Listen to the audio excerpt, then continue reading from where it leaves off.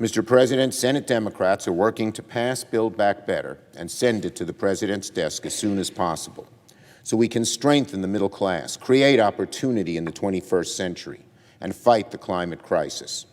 Yesterday, I had a good discussion with the President and the Speaker where we talked about ongoing negotiations on finalizing the Build Back Better Act so we can pass it through the Senate. The President requested more time to continue his negotiations, and so we will keep working with him, hand in hand, to bring this bill over the finish line and deliver on these much-needed provisions. At its core, Build Back Better is about making the greatest investment in the American people that we have seen in generations. It's about building new ladders to help people climb into the middle class and providing them stability to thrive in the middle class once they get there. That means lowering the costs of prescription drugs, extending the child tax credit, making child care more affordable for tens of millions of families, expanding housing, early education, and affordable health care. And it means taking unprecedented steps to fight climate change and lay the groundwork for greater action in the future. These are all things that the American people want. These are things Democrats are fighting to secure. And it cannot be forgotten that not a single Republican, not one, has joined us in making them happen. They're opposed to making child care more affordable. They're opposed to fighting the climate crisis. And they're possibly even considering fighting provisions like making drugs like insulin more affordable. If Republicans won't... So the Biden administration is changing course on the new infrastructure package. And some of you may qualify to receive a bonus payment from the IRS. And that comes as unemployed Americans are urging lawmakers to pass another fourth stimulus bill. What are your thoughts on this, everybody? Do our politicians in Congress need to pass a fourth stimulus bill and a fourth stimulus check? Tell me your thoughts on this in the comments below. President Joe Biden is issuing a stark warning to Republicans who stand in the way of his infrastructure goals. If you're going to try to take credit for what you've done, don't get in the way of what we still need to do. His response comes after GOP senators issued a $928 billion counteroffer to his $1.7 trillion infrastructure plan.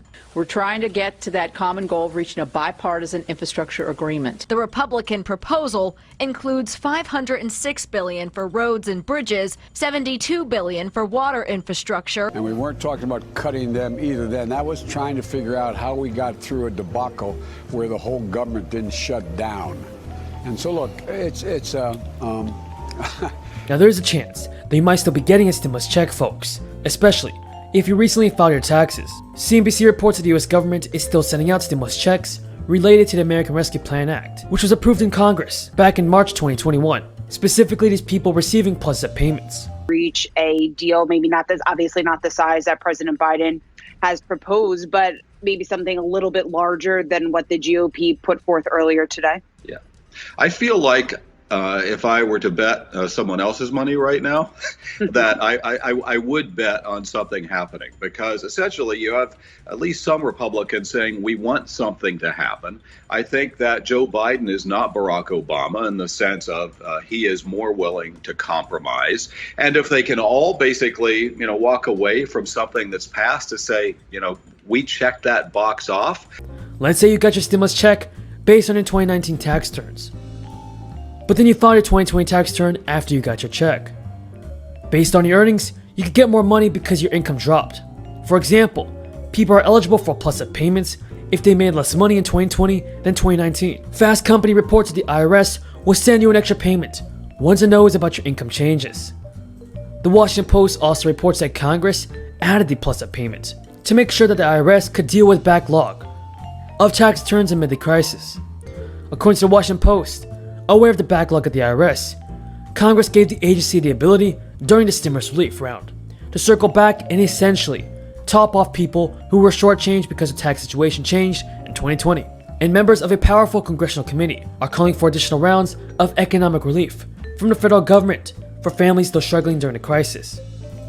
The third round of stimulus relief squeaked through Congress thanks to a budget loophole when it failed to find bipartisan support.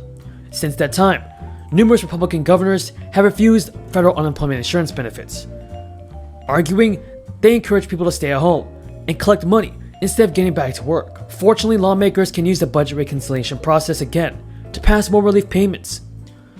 And when asked about stimulus checks earlier this month, White House Press Secretary Jen Psaki said, "We will see what members of Congress propose." Now, the government has already issued 3 direct payments since the beginning of the crisis.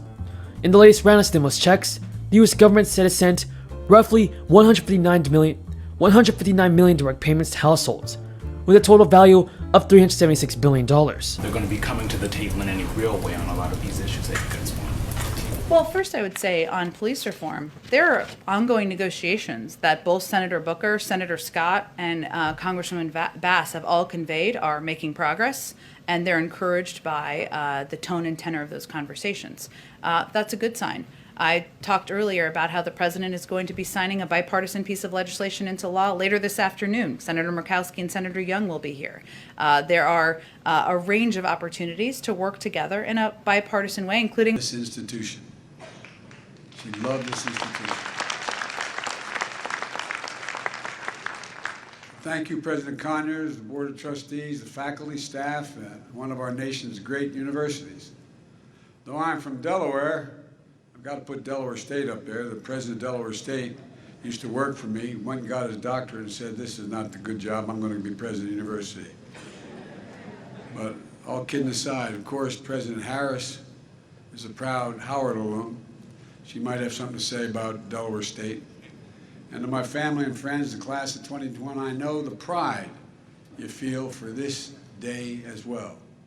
Graduates, you already did this because Jim did it, but I always do it, and Jim, as usual, always is ahead of me. You really do owe those folks up in the bleachers a whole hell of a lot. A whole heck of a lot. And I'm sure not a one turned to his husband or wife and said, "Guess what, no tuition next semester." But I just want to say to the parents, we know, like my family, we know the sacrifices you made to make sure this day arrived. And you're the ones that helped you get through this period, and you got a lot to look forward to. Graduates, I know you've already stood to thank your parents and your families, but you know, the fact is that congratulations, you earned it. You earned every bit of it. I know it wasn't easy. Remote learning, fearing getting sick from COVID-19, feeling the pain for those who lost loved ones, and you know people who've lost loved ones.